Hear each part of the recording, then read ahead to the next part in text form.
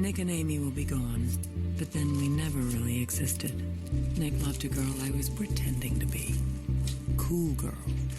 Men always use that, don't they, as their defining compliment. She's a cool girl. Cool girl is hot. Cool girl is game. Cool girl is fun. Cool girl never gets angry at her man. She only smiles in a chagrin-loving manner and then presents her mouth for... She likes what he likes. So evidently, he's a vinyl hipster who loves fetish manga. If he likes girls gone wild, she's a mall babe who talks football and endures buffalo wings at Hooters. When I met Nick Dunn, I knew he wanted cool girl. And for him, I'll admit, I was willing to try. I whacked. I drank canned beer watching Adam Sandler movies. I ate cold pizza and remained a size 2. I lived in the moment. I was team game. I can't say I didn't enjoy some of it. Nick teased out in me things I didn't know existed. A lightness, a humor, an ease. But I made him smarter, sharper. I inspired him to rise to my level. I forged the man of my dreams. Hello and welcome back to Book versus Movie, the podcast where we read books that have been adapted into movies, and then we watch the movie, and we try to decide which we like better, the book or the movie. I am Margot P. of the Chingona Homesteader, and this is my good friend and co-host, Margot D. of Brooklyn Fit Chick. Hello, everyone. So we're doing a redo today. Indeed. This is one of our oldest episodes, Margot. We recorded this, I believe, 3 years ago. Really? Yes. Wow. We've been doing this a long time. I was thinking about that today. Like, yeah, there's a lot of people, like I remember interacting with, like when we first started out, that a lot of them kind of dropped away. You know, we're one of the stalwarts out there. We're still doing it, still independent and still doing it. So, but hey, go us. Go us. But we recorded this like the old way we used to record things. So it never really sounded as good as it should. So I figured, let's try it again. I thought it was a good time to revisit the story. I love talking about this movie and this book anyway. So I thought, let's just kind of go for it. Yeah. So before we get to that, though, we do have a few things that we just want to mention. First of all, we have a fantastic Facebook group. If you have not joined, to check it out. Yeah. Just go to Facebook. You look up in the search engine. You can always like our Facebook page, and that's totally cool to do. And that way you'll never miss an episode. I always post there. But in the Facebook group, we are a little more interactive, and we talk amongst each other, and we have polls and things like that.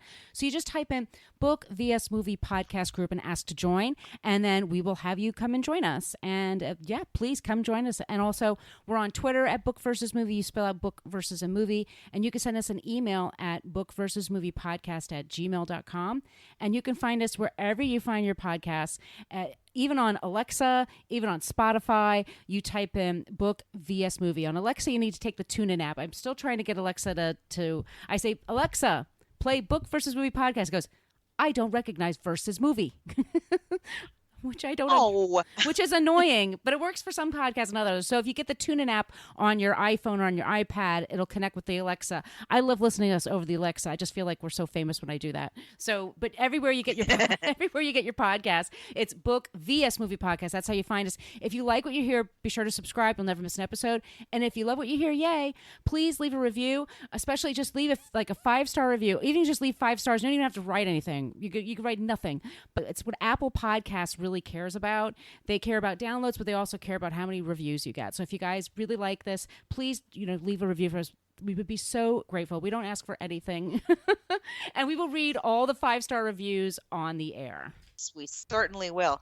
And anything else we want to mention?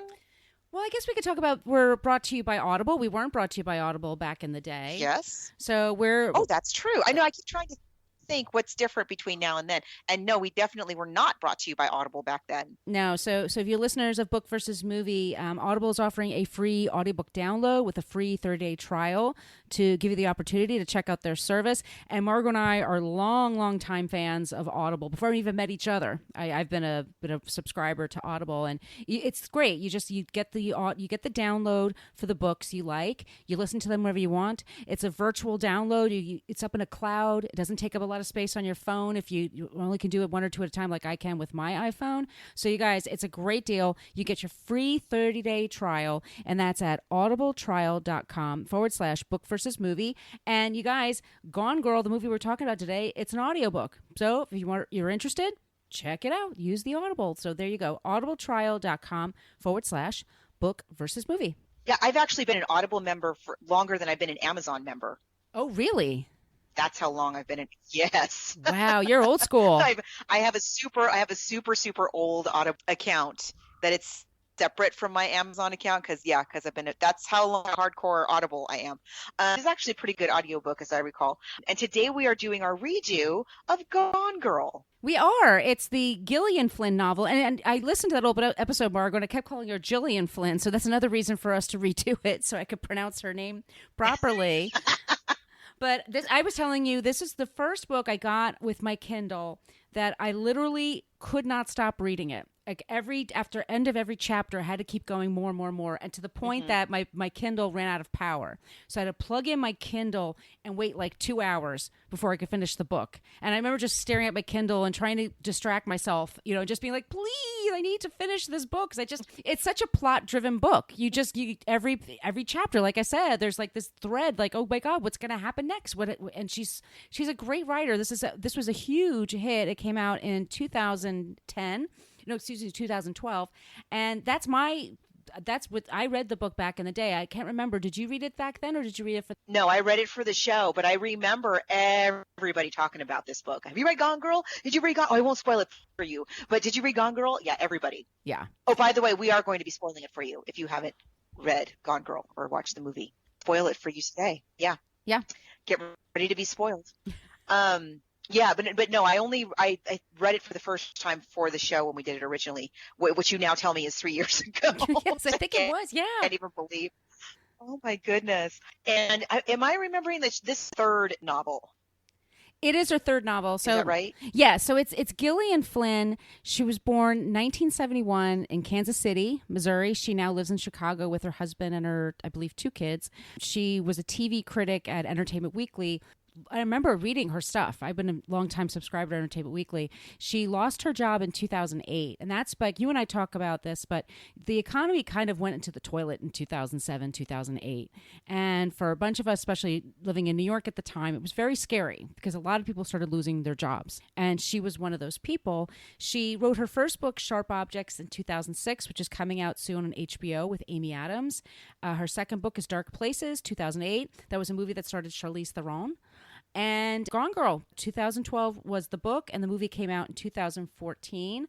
And we should say that Reese Witherspoon bought this before it even got into people's hands. She bought it as a manuscript, and she got David Fincher involved. And then David Fincher said, "Great, I'm going to hire somebody else to play Amy." Yeah, she's like, doing what? Yeah. So she doesn't do that anymore. But yeah, it was so famous, and then people were like. Then Gillian Flynn wrote the screenplay as well, and so she said, I had to change it for the movie. So then the whole thing, the tension was, well, is this going to be a new movie? Does she change the third act? Because the third act, and we're going to talk about this, it's a little controversial. Some people like it, some people don't. But anyway, we'll just dive right into it. Do we talk about the book first, or is it a mishmash? What do you think? I think we have to do a mishmash, and I just want to say just at the outset that it's a great book and I really like the book and I really like the movie. So there's your first spoiler right there. And I think historically, you and I, as I think back over the years now that we've been doing this, historically we tend to really like when the author writes the screenplay, with the exception of Jaws. That did not work out. I mean, he didn't end up. But anyway, if you hear our redo of Jaws, you'll hear all about that one. But generally speaking, like Princess Bride, Postcards from the Edge that we just replayed recently. If you have a really good writer, it usually translates super well to film, and they need to be the ones to do it, and decide what sacrifices have to be made and what things need to be tweaked when you're going from book to movie. Cider House Rules, that's another one we just did, right? That was a great one, and he had to make a lot of changes between the book and the movie. But yeah, I think maybe we should probably do a mishmash of this one. And I will say, if you've never read Gone Girl, definitely read it. It's super good. I tend to be super cynical about sort of, I don't know, about books like this. I tend to be like, I sort of see the plot points coming a mile away, and I'm like, Right. we're just waiting for it to go. But this one, no, this one totally fooled me. It totally fooled me as well. It fooled me, and then it fooled me again. Well, the thing is that people, when you get this book, people are like, okay, I don't want to tell you too much, but there's a twist. So it's like an M. Night Shyamalan movie. I never can say his name properly, but you know what I mean? Like there's always something that happens that takes a weird left turn. But for hers, because she does it so brilliantly. So we go back in narration between a married couple and Gillian Flynn, she's a very happily married woman, and she was just a couple of years married and pregnant with her son when she wrote this. And she told her husband, I have an idea about write a book about a marriage. And then she would just tell him, and he was like, you know what? Go for it. I'll be your muse, go for it. And so we have Amy and Nick, and I love this character of Amy, by the way. I think she's such a brilliant character. She's by the way, a total sociopath, right? I mean, oh yeah. Oh, she's cuckoo bananas and scary smart. She's like so scary smart. So the book flashes back and forth in time, and at the beginning of every chapter she tells you where in time you are and whose narrative you're hearing. Right. So the first part of the book is intercut with Nick's point of view and Amy's diary entries. Right. From many years before, when they first met at the beginning of the relationship. And it flips back and forth like that for a while, of him discovering that she's missing. And then you get a diary entry of like when they fell in love, and then he's calling the police, and then, flips back in time, and they're going to get married and so on. And that's how the whole first part of the book goes, which is not unlike the movie, but you can't flip back and forth too much like that in a movie when you're trying to set up something like this, I think. Yeah, I totally agree with you. And in the book, the big difference is that they meet cute at a party in Brooklyn, but they then don't see each other for like 8 months. And then they run into each other again. And in the book, just like in the movie, they both have cool magazine jobs. You get the feeling he has the cooler job. He like works for a pop culture magazine, and she writes quizzes, romantic quizzes for women's magazines, and she has a degree in psychology. Amy, when she was growing up, though, we meet her parents, and her parents they were both psychiatrists, or they're both therapists. I think so, yeah. Yeah, and so Amy's mother tried many, many times to have a baby, and they had just a horrific story about how many miscarriages and stillborns that they had.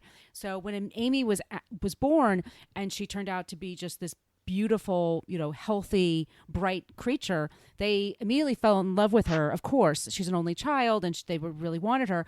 But her parents decided to write a children's book series, and so the children's book series is based on their daughter and the character. And I can't believe these people did this. They're psychiatrists. They should know better. But they called her Amazing Amy. Like they used her daughter's real name. So Amy kind of grows up semi-famous. People kind of know her, and her parents they reflect the book over her growing up. The same thing with the Amazing Amy.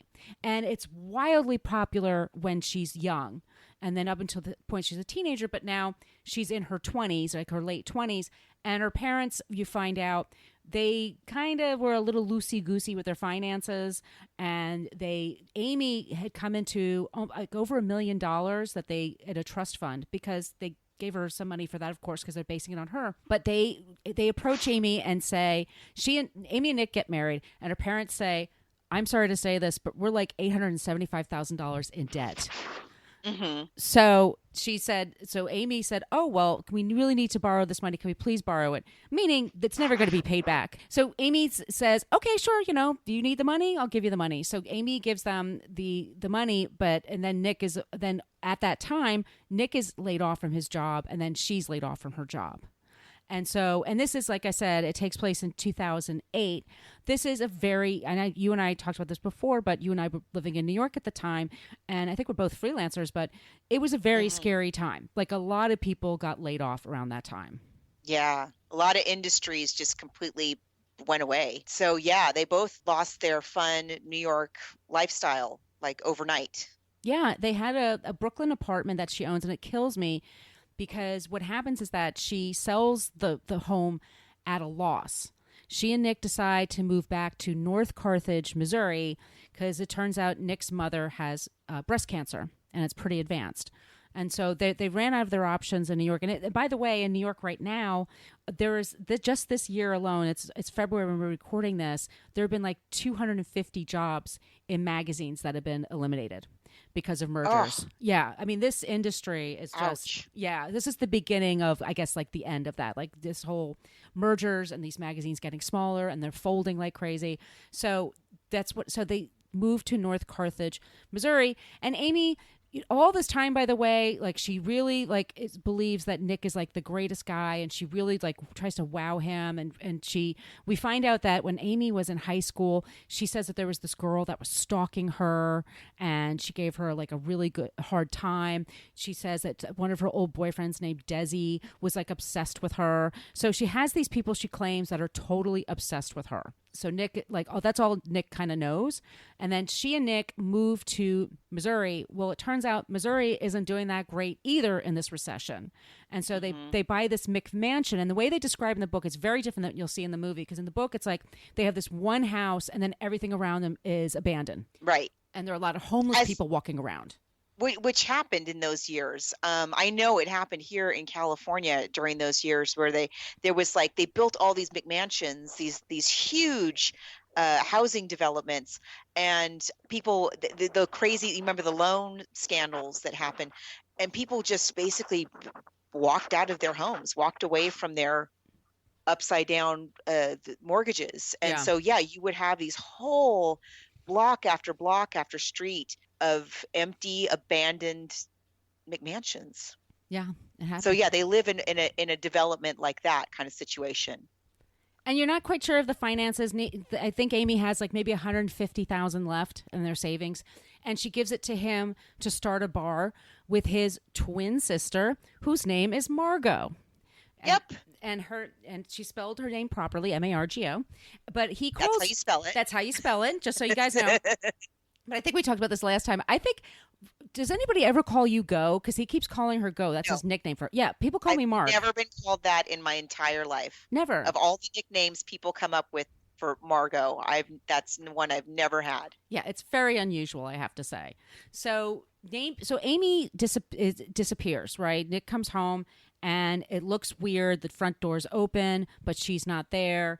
And so Nick calls the cops, and the cops come over, and everything just looks weird and out of place. And if you've ever, we've all seen those people on whenever somebody's accused of being criminal, if there's anything happens to a woman, her husband's always automatically assumed to be guilty. And then we have the Nancy Graces like screaming about it, and it becomes really kind of crazy. And so she's playing on those themes. It becomes very tabloidy.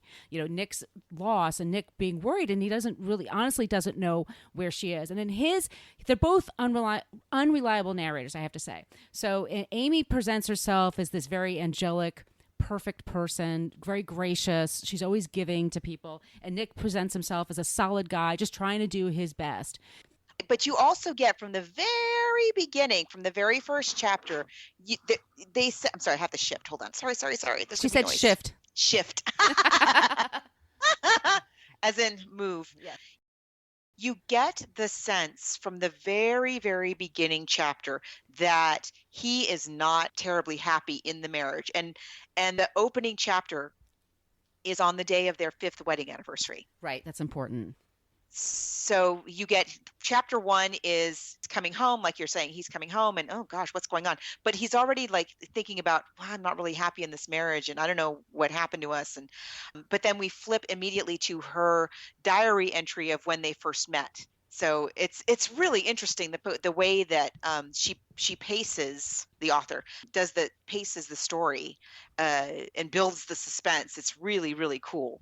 It is. And so he and Margot and Nick run a bar together. They're twins. They run the bar together. It's called The Bar. And he also teaches magazine writing at the local college. We're saying this industry that's going away eventually. You find out that he's sleeping with one of his students. Also, what's going on with Nick is that his mother's dying. And they're so poor, by the way, that his mother sells blood twice a week. It's like a thing she does with her. I know, it's so devastating to read that. And then Nick has a father who has dementia. And the father shows up quite a bit in the book. He barely shows up in the movie, but in the book, he's he's there a number of times. Nick's under a lot of stress. You know, he lost his job, which was his identity. He doesn't know what his relationship is with his wife. He suspects there's something not quite right there, that there's something going on there. His mother dies at one point. He owes money. He's sort of lost, and he's having and it turns out he's having an affair with a student, a very young girl named Andy. And so when the cops find out about this, it doesn't look so good. Now it starts to look like Nick is guilty, and he doesn't understand. You know, he comes across badly on television. He's just a very awkward guy. And then, so at what point do we get the flip? The twist. So for her, you get one of the things that kind of comes out in the story, flipping back and forth, is that every year for their anniversary, the wife comes up with this like a scavenger hunt for the husband, and she writes these like little rhyming clues, like little poetry clues, and at first he's like, oh, this is so cute, and then eventually, like over just a couple of years, the scavenger hunt is sort of a test, like, how well do you know me, how much do you care about me, kind of thing. You know, how about this inside joke, or do you remember this date that we had this date? And it's all like, it's not just like for funsies, it's really testing him and to see how committed he is to her. And so it's their 5th anniversary, like we said, the day that she goes missing. And so one of the things that the police find in the house is one of the clues for the scavenger hunt for the anniversary. And so he's trying to do this. So simultaneously, he's also doing this scavenger hunt while the police are investigating him and investigating her disappearance. And she's presumed dead. It's pretty much presumed that she's dead. And I'm trying to think, when is the flip?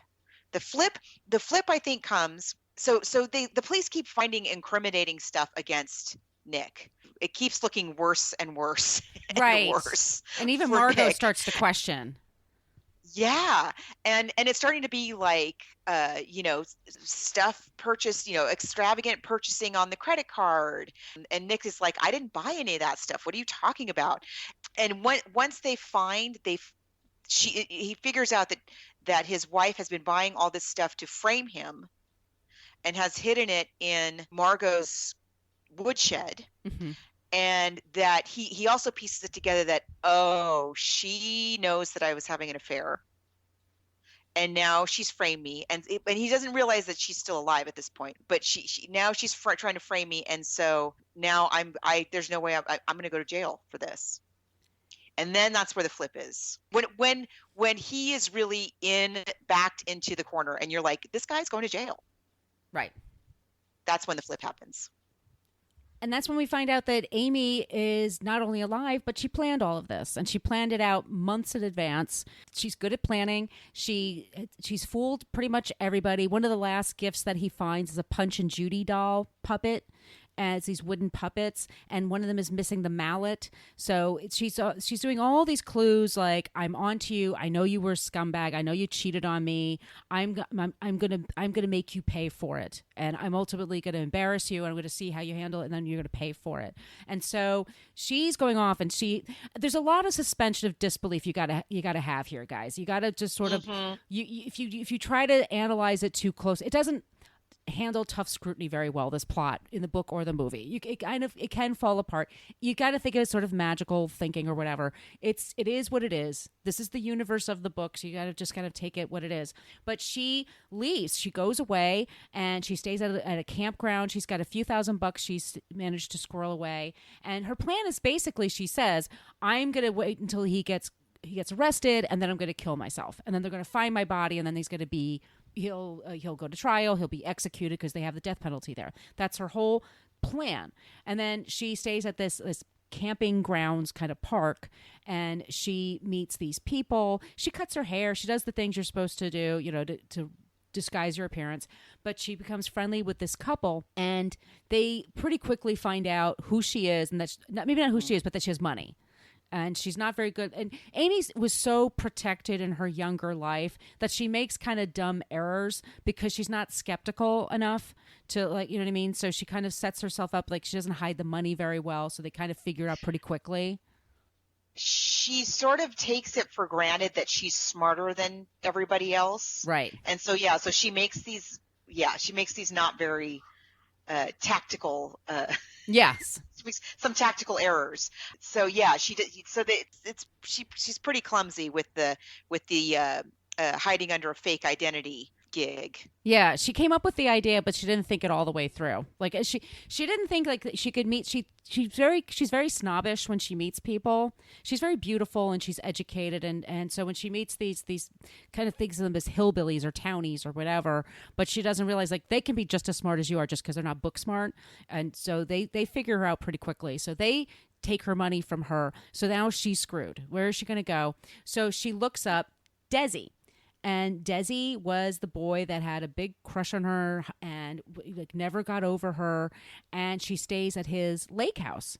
And she's it's just crazy. And at the same time, Nick is being, raked over the coals by all of these women who host these crime shows at the time, which is, it still happens. And so he's really desperate to clear his name and to find her. And she's staying at Desi's house. And then he figures out in the book, he's interviewed by a blogger first, I believe. And yeah. And he gives a compelling interview to her. Yeah, there's more of a history, and in the book you get, although you don't know how much of it is true or not, in the book you get a much longer version of the history between Amy and Desi. In the book, Desi is he Brazilian? Yeah, he's like South American or something. He's ethnic. He's ethnic, so strike one. And Desi has a mother who's like super controlling and wants them to get married. And so there's this whole long thing about Desi, and she says that he was basically like stalking her. But you don't really know if you can believe that or not. Right. She's an unreliable narrator, and and by the way, she's also a little nuts. The way she looks at the world is not the way you and I would probably look at it. So the information she takes she's a sociopath. Yeah, she's a sociopath.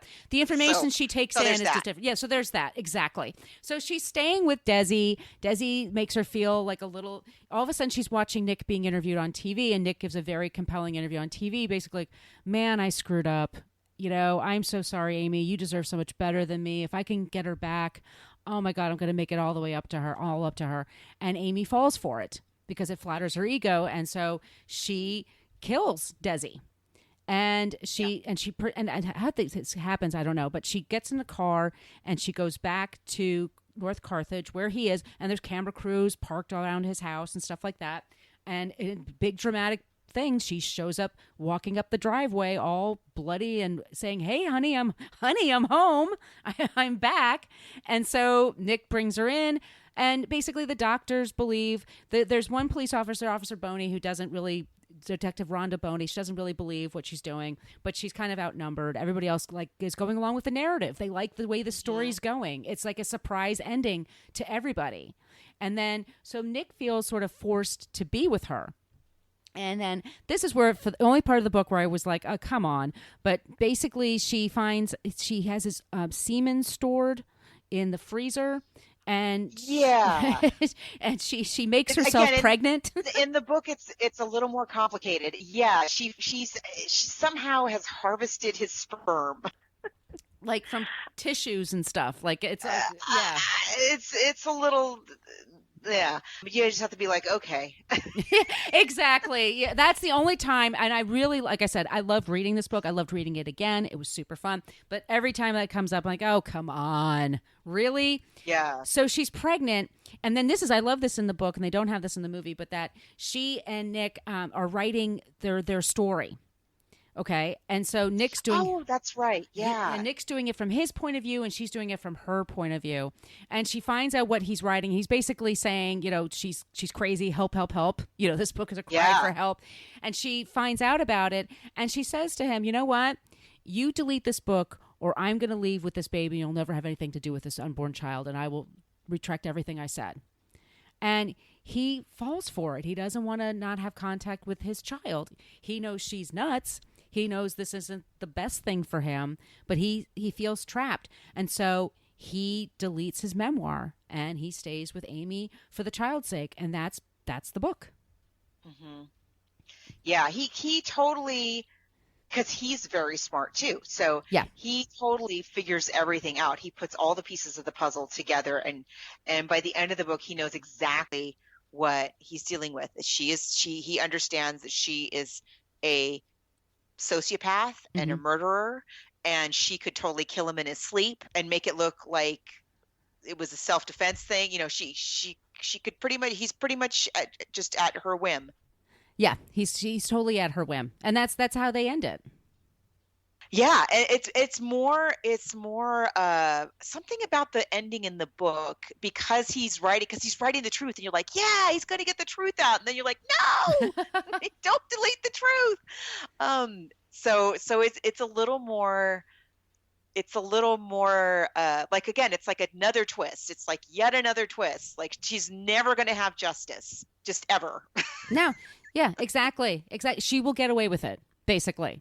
She's getting away with everything she wanted to. She's killed a person, and she'll kill somebody else. Ugh. She could easily do it. She may have. We don't even know. We don't know. We don't know. She's cuckoo.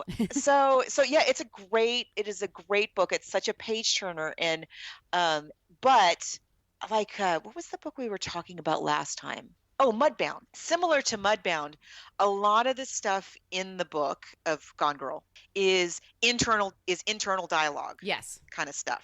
It's all in the characters' minds. They're thinking, they're strategizing, they're trying to put pieces together. And how on earth you can only show so much of that on screen unless you want it to be nothing but voiceover. And so to put this story on screen, you have to make some choices and some cuts, and things have to be tweaked and adapted and so on. So I thought she did such a great job with the script. I think so too. Do you want to play the trailer now? Yeah, let's do it. Okay.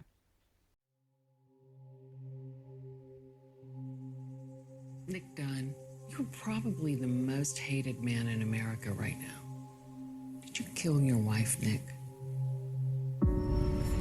Everyone told us marriage is hard work. Not for me and Nick.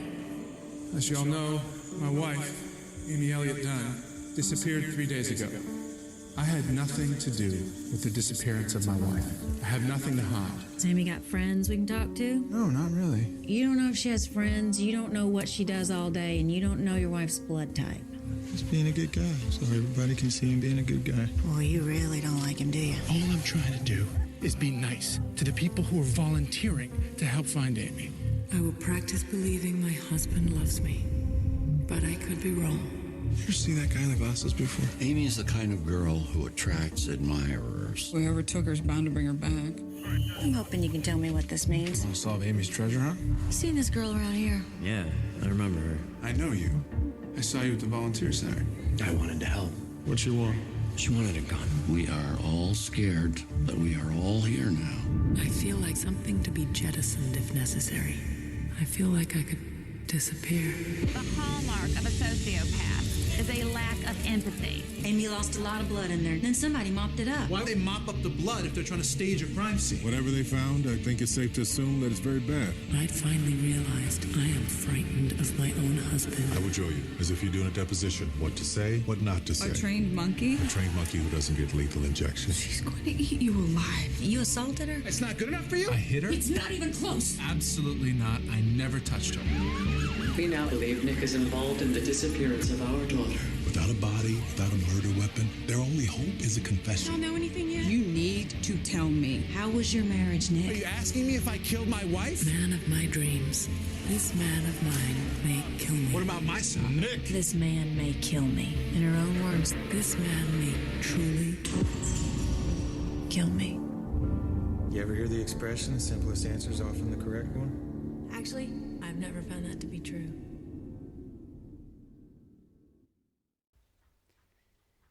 So, as we said, the book comes out in the summer of 2012. Reese Witherspoon bought the book. In June of 2012, she went right to David Fincher. And by the way, that whole scene, there's an abandoned mall scene that I love in the book and in the movie. Oh, yeah. She said, Gillian Flynn said that she wrote that with David Fincher in mind. Like, she's such a fan of his work. She was so excited when he decided to do the book. So she's like a huge fan of his. She knows a lot about movies, by the way. Her father taught movies, taught at college. So yeah, so she's very smart. So should we talk about our cast? What do we think of the cast? Yes, I think the cast is fantastic. I do too. I like Ben Affleck. I'm sort of, I don't always warm up to Ben Affleck, but I think this is like the great part for him. I think he's perfect. I agree. Ben Affleck is definitely one of those people that, like, we were just talking about somebody else that I feel this way about. Sometimes I think they're awesome, and sometimes like, ugh. Right. And it just kind of depends on the director. Yeah. And Ben Affleck is definitely one of those persons. He's great in this, I have to say. Mm-hmm. He's pretty great. He's exactly like, he somehow manages to convey, and this is what the character is, and this is a difficult thing to get, I think, on screen. He's super smart, but also incredibly dumb. Mm-hmm. He makes some really stupid decisions, and like, he's sort of like a good guy, but he's also kind of smarmy. Yeah. He's kind of douchey, Yeah. And then also he could be very generous and be a good person. Yeah, he's got some decent impulses in him. He goes back home to take care of his parents because his sister needs help with that. But at the same time, he leaves it for his wife. Amy winds up really taking care of the mother more than he does. And so he comes back for the good reasons, but then he kind of, shuffles off the responsibilities to other people. So like he's got, like you said, he's a good guy, but also kind of a douchebag and kind of like making really poor choices. And you wonder what's behind that. And maybe it's just because he's miserable in his marriage. But we should say this is Rosamund Pike is our Amy. And we put a poll on our Facebook page. And of the women that wanted to play Amy was Reese Witherspoon. It was Charlize Theron, Emily Blunt, and Rooney Mara, and we asked you guys who you would pick if you couldn't have Rosamund Pike, and it was Emily Blunt by a mile. So people like Emily Blunt. I can see that. Yeah, but Rosamund Pike is great. Oh, she's fantastic. Oh, I think she's just brilliant. Yeah. She's playing one person, but she seriously is playing like 8 people in this movie. Yeah. Because you have the Amy, New York Amy, who falls in love with Nick, who's like real hip, edgy, cosmopolitan writer. And then you have Amy, who she is with her parents, and you can't tell, like, do her parents think of her as an actual person or not, or just like a cash cow or a fictitious character. Like, it's a weird relationship.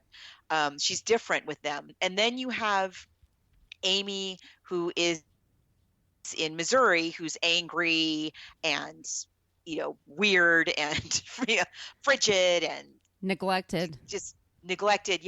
And then you have Amy, and I'm talking about in the movie, not so much in the book, right? Because again, in the book it's all in her head. So the Amy in the book is more one consistent person than in the movie. So then she goes to the trailer park or the campground thing where she's staying, and she puts on this like Southern accent kind of. Mm-hmm. So she's a completely different character there. And then when she goes to Desi's house, she plays a battered, like a wounded animal kind of character. Completely different, like anything we've seen so far in the movie. And also she's different, and she's also different in Missouri too. But because when she's around, like with Noelle, I love Noelle Hawthorne, Casey Wilson in the movie, she cracks me up. But she's trying to make friends with the pregnant lady in her block. Because basically, she's a different person then too. Like she acts, her physicality and everything is very different. And then at the very end, when she comes home, she's talking differently. I mean, like there's so many things that she does it so subtly and so brilliantly. I mean, she's the one Oscar nom, by the way, is for Rosamund Pike for this movie. They got a lot of Golden Globe noms, but not that. The only Academy Award nomination was for Rosamund Pike for Best Actress. It's a phenomenal performance. Yeah. And she just fluidly moves from one persona to the next. And she manages to have those like scary shark dead eyes. Yep. Yeah. Yeah. So creepy. Yeah, really great. I really love the casting of her parents. Yes. Could they be any more New York therapists? Upper West Side. the Upper West Side therapist who's also married to an Upper West Side therapist. Yeah. Wow.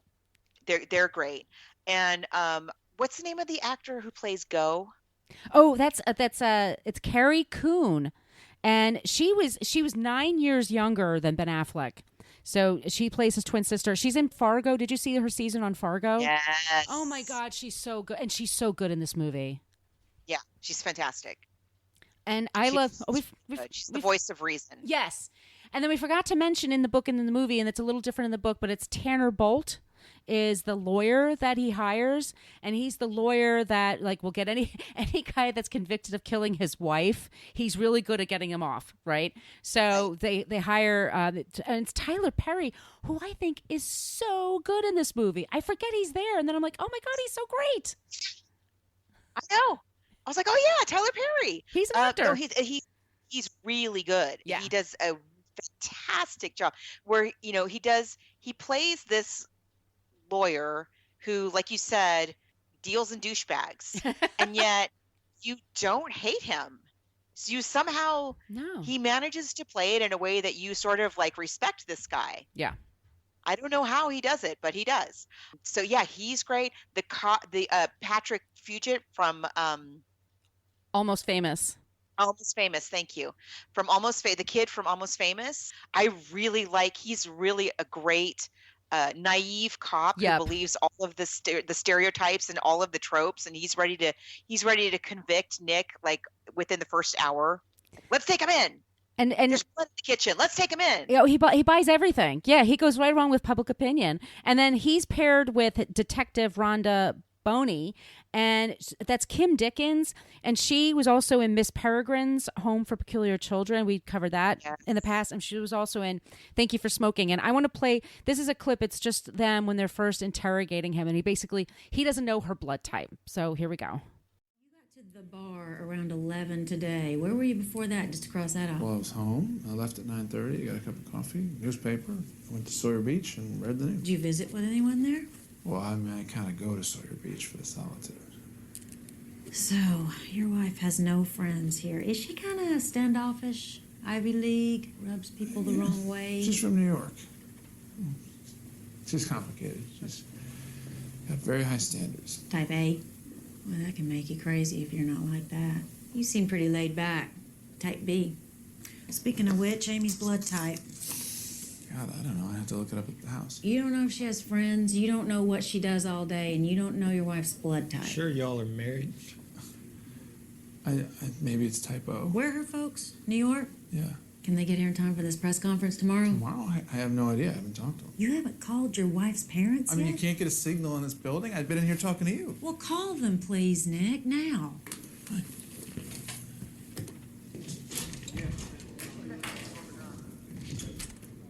Should I know my wife's blood type? I don't know if you guys will catch it, but the very end of the scene, I love it, is that Patrick Fugit kind of whispers to her, am I supposed to know my wife's blood type? And she just shakes her head. It's like, no. No, of course you're not. Of course you're not. I don't know Todd's blood type. He doesn't know my blood type. I don't even exactly know my blood type, come to think of it. I only know that the only reason I don't know it is because it's never come up because I'm anemic. Oh. I have anemia, and I always have since I was a little kid.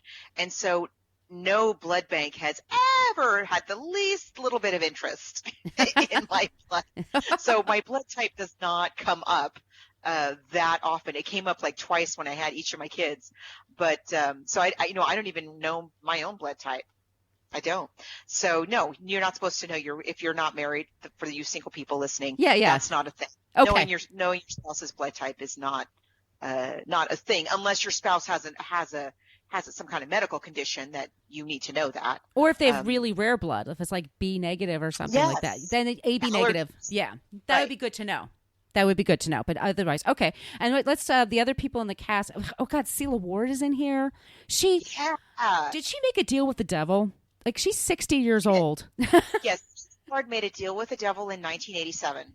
She's so good. She's so beautiful, and she's so great. She's one of the last people to give Nick an interview. Oh, it's Lola Kirk and Boyd Holbrook. They're Greta and Jeff. They're the two slimy people that Amy meets that rips her off, that steals her money.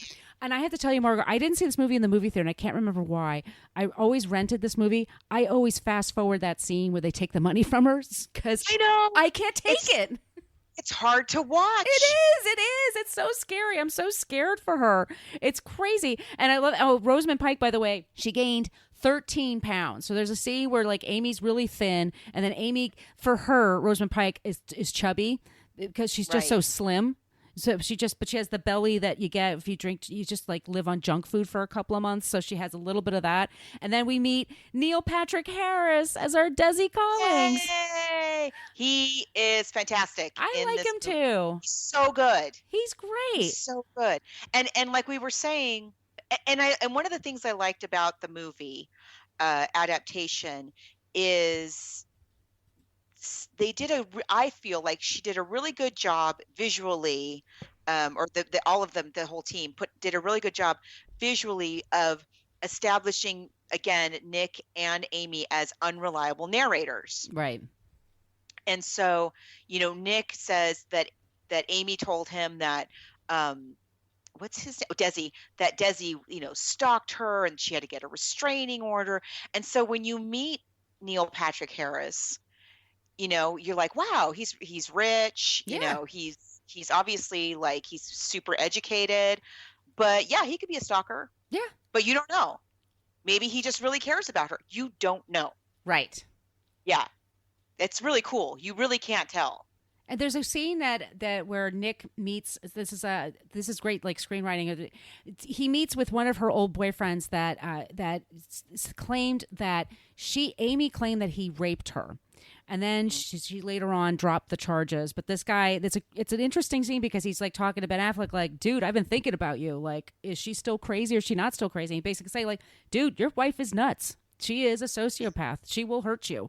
She has no feelings about that whatsoever. She just gets what she wants. And so you get this idea of like, just over and over again, that this woman is a sociopath. I loved the Missy Pyle as Ellen Abbott, who's being our Nancy Grace, with the blonde hair and the snarling into the camera. Oh.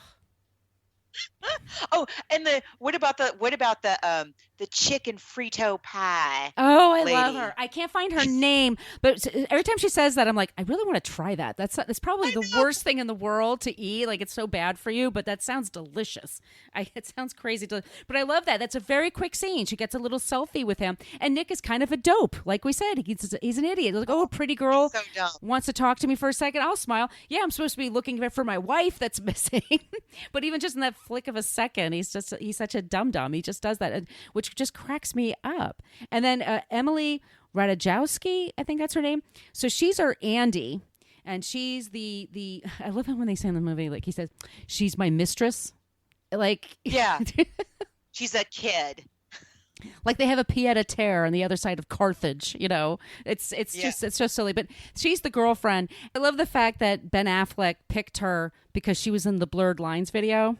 But I thought she was really good. I mean, for the part. She does a good job. Yeah. Oh, yeah. I don't know why she's not acting more. I mean, I always see her in the Daily Mail. She posts a lot of photos on Instagram, so she's got like a million jillion followers. But I thought she was really funny. And I love the line where she said that in the book, Andy is super desperate, right? She's super thirsty for him. She's just constantly, call me every day, call me every day. This Andy is not that interested in him. Like, she's kind of like, yeah, whatever. And I love that she said she's rehearsing for Godspell. Like, that's the musical. Yeah. That's so awesome. That's the best line ever. Yeah. But then she comes around and then they clean her up and they make her look like a victim and very solemn and everything in one of those scenes. So, like, the noose is tightening around Nick, and then he realizes, I mean, the scene where let's just say this. So many things happen that are completely preposterous, but I kind of love it anyway. But I love the reveal when they have the woodshed and then all that stuff that's in there that she's been buying and just storing in the woodshed. I just love it. Yeah, I mean, it's just... But nobody noticed her putting a 60-inch plasma television. Well, like just... in a tiny little woodshed in the middle of nowhere in Missouri. It would be delivered... The whole place is jam-packed. Like, there would be UPS guys and FedEx guys constantly knocking on everyone else's door because no one's home to receive it. You know what I mean? Yeah. You would need at the very least a hand truck. Yes. To get the stuff in and out. This is not just like, disguise it as an old lady and scurry it into the woodshed.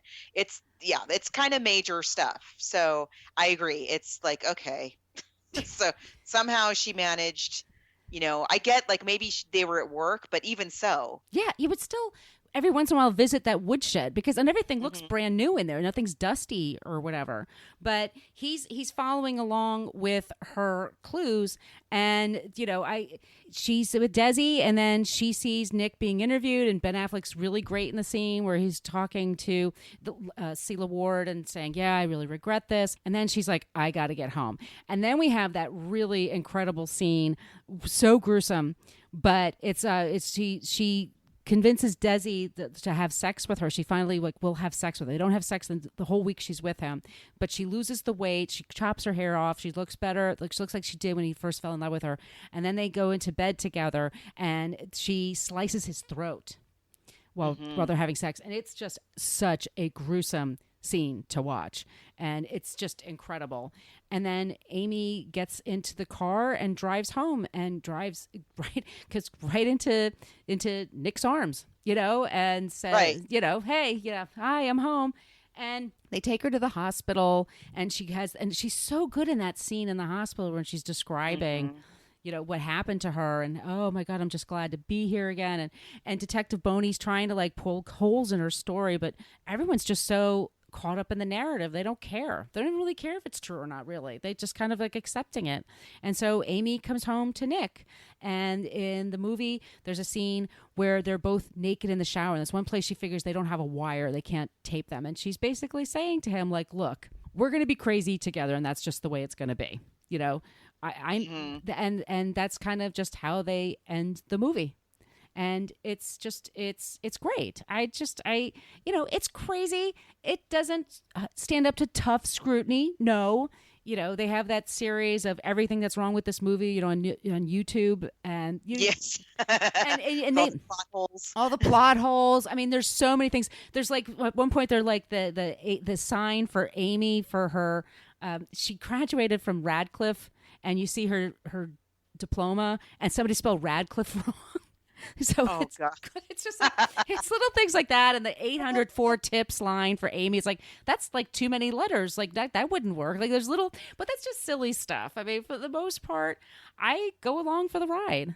Oh, you totally do, and I think it's well written, and it's perfectly cast and extremely well performed.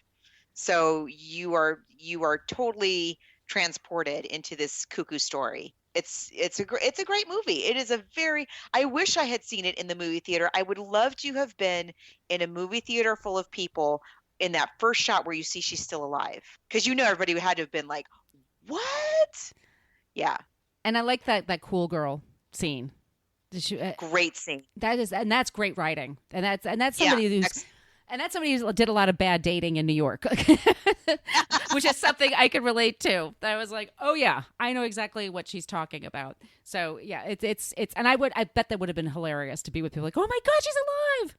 That's all I can say. Yeah, but I agree. It's so funny. I also fast forward a little bit in the scene where the camper people take her money, and it's an interesting scene to me because we know at this point that she is like not even human. She's a crazy, just devoid of any kind of human sentiment, willing to kill herself, literally willing to kill herself just to make a point.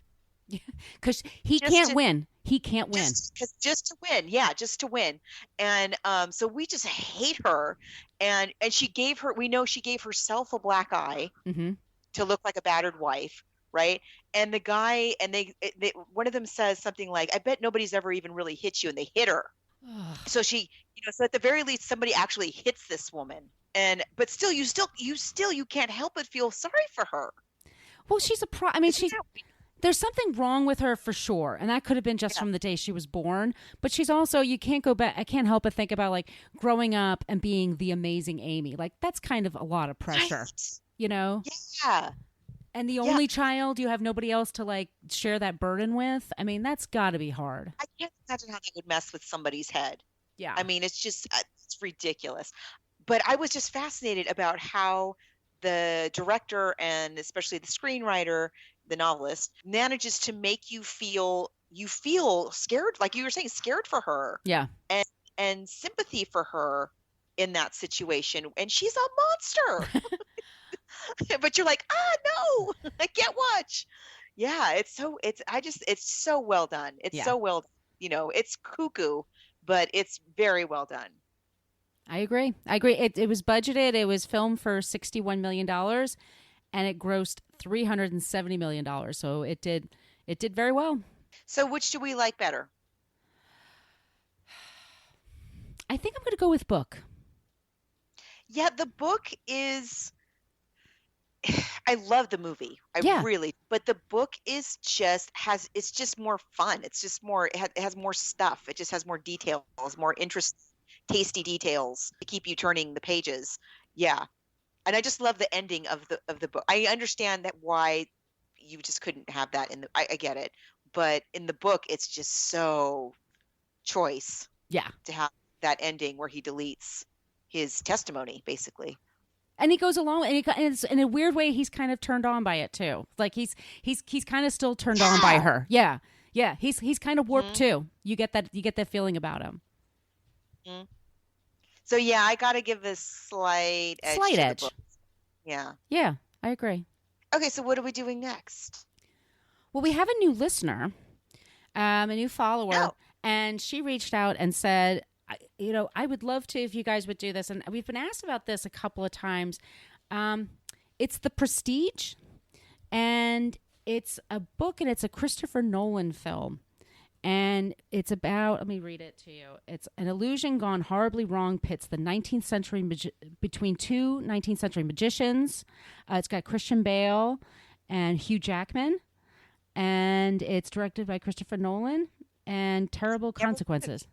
Yeah. I have never heard of it. And my apologies to anybody else who has suggested it, that I missed your suggestion. I have never heard of this book or movie. Yeah. Okay, that sounds cool. Okay. I heard about this before, and it's got 8.5 on IMDb and 75% on Rotten Tomatoes, so that's pretty good. Yeah, let's do it. All right, awesome. So we'll do it. Very good. Thank you. We're doing The Prestige. The Prestige. Interesting. And the book is not that long. It's like 300 pages. So. Oh, okay. That's pretty good. So where can people find us on the internet? You can find us at Facebook and Twitter. You spell out Book versus Movie. Once again, if you want to join our group, you type in Book vs Movie Podcast Group in Facebook, and you can join our group.